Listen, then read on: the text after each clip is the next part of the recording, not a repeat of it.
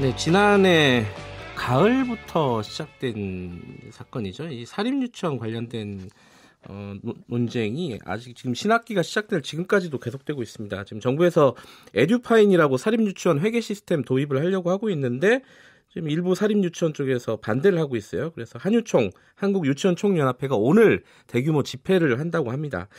자, 한유총이 에듀파인을 거부한 이유가 뭔지, 그리고 지금 이 사태가 어떻게 해결돼야 되는지 좀 연결해서 알아보도록 하겠습니다. 한국유치원총연합회 이덕선 이사장 연결돼 있습니다. 안녕하세요.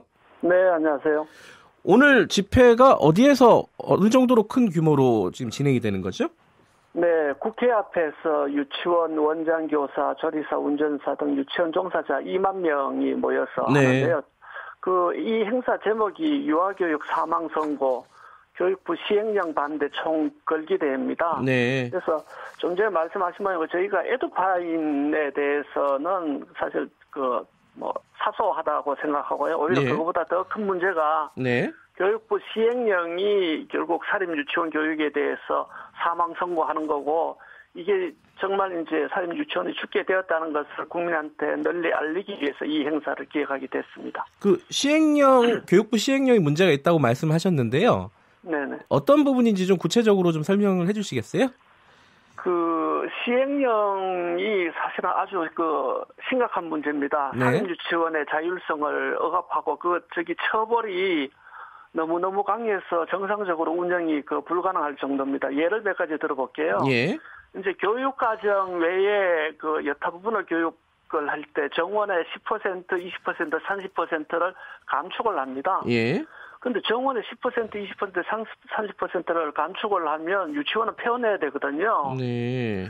선생님들도 일자리를 잃을 거고요. 근데 이게 교과과정 외 교육이란 게 뭐냐면, 예를 들어서 유치원 선생님은 여자분들이 많잖아요. 예. 근데 체육 시간에 남자 강사를 쓰면 이게 교과과정 위반이 되고, 그다음에 정규국 교과과정에 요즘 엄마들이 이제 영어에 대해서 관심이 많잖아요. 예. 영어 교육을 하면 또 이런 것도 교과과정 위반이 되는 거죠. 결국 예. 다른 말로 하면 교과과정이 모든 유치원이 거의 동등하게 되는 겁니다. 예. 사실은 우리나라 교육과정은 상당히 유치원 교육과정은 우수하거든요. 예. 몬테소리, 발도로프 등 우수한 해외 프로그램을 다 수용을 하고 있고, 또 자체적으로 또 이제 숙교육이라든지 어떤 그런 교육이 많이 개발되어 있는데, 그런 것이 오히려 획일화될 그런 위험이 있습니다. 그러면요, 아까 말씀하신 네. 에듀파인 회계 시스템은 도입할 수 있다고 말씀하시는 건가요? 그러면은? 에듀파인이 만약에 사립유치원의 현실을 반영해서 잘 개발돼 있다 그러면 네. 그 부분에 대해서 굳이 저희들이 도입을 꺼낼 필요가 없습니다. 일반적으로 에듀파인은 사실은 전산 프로그램이거든요. 네. 그런데 전산 프로그램은 그 개발 단계를 보면 분석을 하고 설계를 하고 개발을 하고 그다음에 이제 안정화 단계가 통상 한 2년 정도 걸립니다. 네. 그런데 지금 현재 에듀파인은 실제 작년 말부터 해서 한 3개월 정도 만들었고 아직도 개발이 제대로 안 돼 있습니다. 그래서 네. 얼마 전에 교육부에서 발표했는 것도 보면 일부만 지금 이렇게 시연을 했거든요. 네. 저희는 지금 교육을 담당하고 있는데 저희를 대상으로 시험 대상으로 삼지 말아라. 이 부분에 대해서는 충분히 우리 현실에 우리 사립유치원 돌아가는 그 업무를 파악을 해서 분석하고 그거에 대해서 정상적으로 개발됐다 그러면 우리가 전산화에 대해서 반대할 이유가 뭐가 있겠습니까? 근데 지금 이제 겉으로 드러난 지금까지의 쟁점은 에듀파인을 한유총에서 거부하고 있고 정부는 이 거부하는 한유총 유치원들에 대해서 강경하게 대처하겠다. 이게 네네. 이렇게 알고 있었는데 지금 오해가 있다 이런 말씀이신 건가요? 그러면? 지금 말씀하시는 거가 에듀파인을 안 쓰면 투명성이 떨어진다 네. 이렇게 저희들한테 더 씌우기 하는 그런 부분이고요. 네. 에듀파인의 실제 사립유치원의 특수성이나 현실이 반영돼 있다 그러면 전산 프로그램 쓰는 건 저희는 동의를 합니다. 그래요? 그러면 신학기부터 에듀파인을 쓸 수 있다 이런 말씀이시네요, 지금? 제가 생각하기에는 아직 이 프로그램은 개발조차도 안 돼 있고요. 그 부분은 정부는 다 개발했다고 지금 얘기하고 있는데. 그거는 언론 플레이고요. 실제로 저희들한테 한번 보여준 적도 없고 대화도 한 적이 없습니다. 저희가 쓰는 프로그램인데 저희하고 대화도 없고 그 부분을 놓고 이야기도 없었는데 어떻게 그게 개발이 완료됐다고 일방적이었다 이런 말씀이시고요. 네네. 근데 그걸 한번 여쭤봐야 될 것 같아요. 기사에서 보니까요. 이 한유총 말고 다른 단체들이 생기지 않았습니까? 한국사립유치원협의회, 한사협이라고 불리는 네네. 단체도 있고 뭐 전국사립유치원연합회, 전사련이라고 불리는 단체들도 있는데 네. 이 단체들은 지금 정부가 시행하고 있는 것들을 에듀파인도 그렇고요. 이 시행령도 그렇고 일정 부분 계속 받아들이고 있는 입장이라서 한유총이랑 좀 입장이 다른 것 같아요. 이건 어떻게 봐야 될까요? 기자님이 들은 것 모양으로 에듀파인을 안 쓰면 뭐 어떻게 보면 행정처벌뿐만 아니고 형사처벌까지 한다라고 하잖아요. 예. 그러니까 그런 거에 대해서 겁을 먹고 그런 단체에서는 쓰겠다고 하는 것 같고요. 예. 지금 그런 단체도 애초에 구성할 때 발기식 때 보면 모 당의 국회의원이 주도하고 이렇게 했거든요. 저희는 그런 단체는 관변단체라고 생각을 합니다. 아, 관변단체다. 한사협. 실제 사립유치원의 75% 정도 원화가 다니는 유치원이 저희 한유총에 소속돼 있고요. 거기는 뭐 한 50개 유치원 정도 소속돼 있습니다. 한사협, 한국사립유치원협의회 그 단체 인터뷰를 읽어보니까 좀 지금 이사장님하고는 조금 다른 얘기를 하던데 그거는 뭐 양쪽의 입장이 다른 걸로 보고요. 네네. 지금 그러면은 아까 시행령 말씀하셨지 않습니까? 근데 시행령 중에 또 하나 쟁점 중에 하나가 폐원할 때 학부모의 3분의 2 이상의 동의를 받도록 의무화했다. 이것도 지금 반대하고 계시잖아요. 요거는 반대하는 이유가 어떤 건지 좀 여쭤볼 수 있을까요?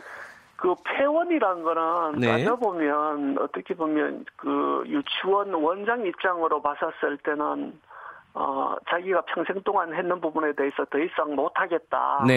이렇게 범죄자로 낙인 찍히면서 못하겠다 그런 부분이잖아요.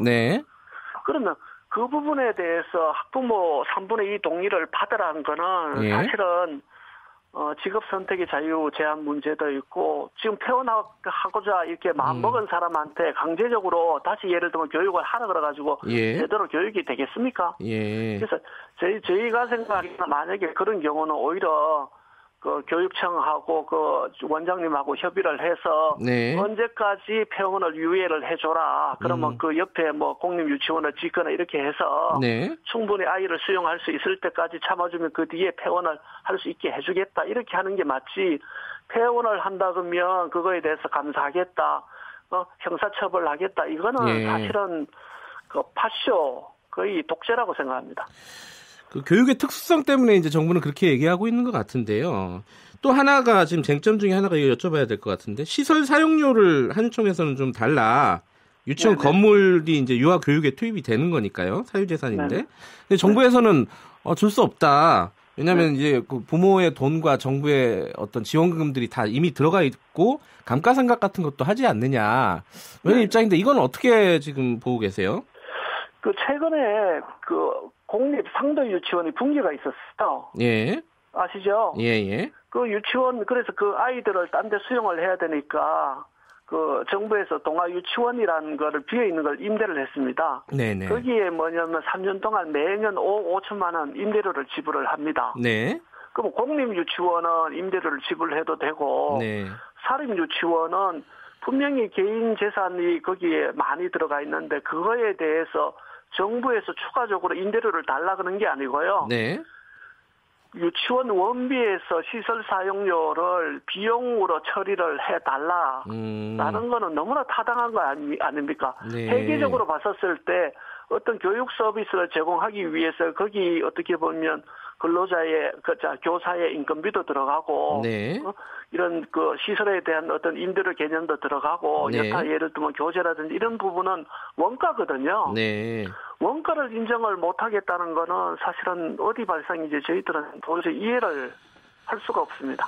근데 이 지금 말씀하신 여러 주장들이 정부에서는 지금 받아들이지 않겠다 이런 입장인데 이게 계속 이렇게 가면은 어떻게 되는 겁니까? 지금 예컨대 유치원에 보내는 부모들이 걱정할 만한 일이 벌어지는 겁니까? 어떻습니까? 저희는 실제 교육부에서 진정 저희들하고 대화하기를 원합니다. 그리고 저희 사립 유치원도 실제 학부모님들 의견하고 아이들을 사랑해서 실제 유치원을 운영하고 있는 분들이거든요. 그런데 대화조차 이렇게 하지 않는 거는 우리나라 그 교육을 책임지고 있는 공무원으로 자세가 아니라고 합니다. 아니라고 생각합니다. 예. 헌법에 보더라도 공무원은 국가에 대해서 봉사자라고 명시가 돼 있지 않습니까? 예. 그런데 어떻게 소통과 포용을 이야기하는 정부가 이야기조차 하지 않겠다. 네. 라는 거는 우리를 국민으로 인정하지 않겠다라는 거하고 진배가 없고요. 그럼 국민으로 인정하지 않는 사람한테 어떻게 유아교육을 맡깁니까? 네. 회원도 못하게 합니까? 사립유치원을 고사시키고 어떻게 보면 획일적인 공립화를 시키기 위해서 의도적으로 이렇게 한다 이렇게밖에 생각이 되지 않습니다. 지금 그렇다면은 정부에서 지금 기조를 유지를 한다면요, 에듀파인 같은 것들을 거부할 경우에는 강경하게 대처하겠다. 뭐 이런 부분들이 대화가 안 된다면은 집단 휴원이나 집단 폐원도 지금 예정하고 계신 거예요? 그런 사태는 오지 않아야 한다라고 생각을 합니다. 네. 저희가 생각하기는 아이들한테 피해가 가는 거는 예. 오지 않아야 된다 생각하고 네. 교육부가 저희들을 그렇게 몰고 가서는 안 된다라고 생각을 합니다. 예. 네, 저희는 우리 그 교육부가 그렇게 하지 않을 거라고 생각을 합니다. 그래서 오늘 집회에 저희 이야기하는 거에 대해서도 교육부가 듣고 진정성 있게 나오기를 기대하고 있습니다. 그러면 지금 정부에서 지금 이사장님께서 말씀하신 부분들을 한꺼번에 뭐 다 들어줄 수는 없을 거 아닙니까? 어떤 부분이 일정 부분 해결이 되면은 대화에 응할 수 있다. 혹은 뭐 지금 집회 같은 것들을 앞으로 이제 줄여 나가고 정상적으로 유치원을 운영할 수 있다. 핵심이 뭡니까? 지금 여러 가지 말씀하셨는데요. 일단 저희는 무조건 대화를 하자라는 거죠. 에듀파인도 어떻게 예를 들면 개발되어 있는지 그걸 보자라는 거고 네. 지금 대화를 우리가 하지 않겠다는 게 아니고 네. 정부가 하지 않겠다는 거거든요. 서로 양쪽이 말이 달라가지고 참 이거 어렵네요. 그 부분에 대해서는 기자님이 필요하다 그러면 뭐 이렇게 같이 예를 들면 어떤 면에서는 출연시켜 확인하는 것도 한 방법 같은데요. 예. 저희는 끊임없이 교육부한테 대화하자. 네. 그다음에 교육부 직접 방문도 하고 공청회도 열어달라. 네. 우리 뭐 이야기할 게 있다. 수없이 이야기를 했었죠. 그런데 네. 정부는 대화는 하지도 않고 엄벌에 처하겠다. 뭐 법대로 하겠다. 형사처벌하겠다. 이런 식으로 또 심지어는 잘 아시는 모양으로 교육부에서 공정위, 국세청 등 우리나라 그 주요 어떻게 보면 공권력 기관을 다 동원해서 처벌하겠다고 하지 않습니까? 예. 우리가 무슨 뭐 범죄 집단입니까? 예, 알겠습니다. 일단 뭐 오늘 시간 관계상 여기까지 듣고요. 지금 말씀하신 부분 정부의 입장이나 이런 부분들은 아마 정부 쪽과 한번 연결해가지고 저희들 얘기를 좀 들어봐야 될 것 같습니다. 자, 여기까지 듣겠습니다. 고맙습니다. 네, 감사합니다. 한국유치원총연합회 이덕선 이사장이었습니다.